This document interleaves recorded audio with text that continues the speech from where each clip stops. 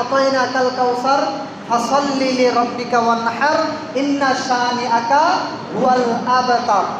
এই সূরা আমরা প্রত্যেকেই পারি না? এই সূরার 2 নম্বর আয়াতে কারিমার ভিতরে আল্লাহ তাআলা বলছেন ফাসাল্লি লিরাব্বিকা ওয়ানহার। আগে নামাজ, তারপরে কি?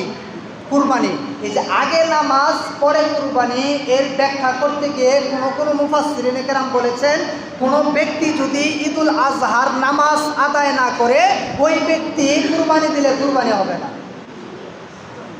ব্যক্তি কুরবানি দিলে কুরবানি হবে না।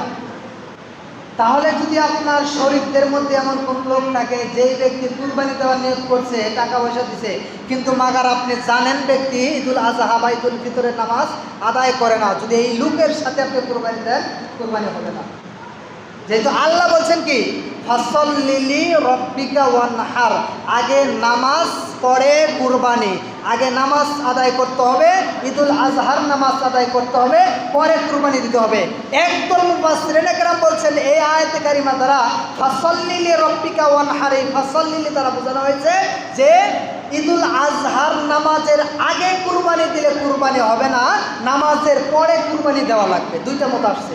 একটা হচ্ছে নামাজের আগে কুরবানি দিলে কুরবানি হবে না, আরেকটা মত হচ্ছে কোনো ব্যক্তি যদি নামাজ না পড়ে কুরবানি দেয় তাহলে তার কুরবানি হবে না। তাহলে যেহেতু দুইটা মতই আছে, এখন আমি যদি জানি যে এই ব্যক্তি ঈদের নামাজ আদায় করে না অথচ কুরবানি দেয়, তাহলে ওই লোককে নিয়ে কুরবানি দেওয়াই দরকার না। কেননা আল্লাহ তাআলা তো বলছেন যে ফাসাল্লি লিরাব্বিকা ওয়ানহার, আগে নামাজ পরে কুরবানি। ব্যক্তি তো ঈদুল আজহার নামাজই করে না, তাহলে তার সাথে কুরবানি দেওয়া দরকার নাই।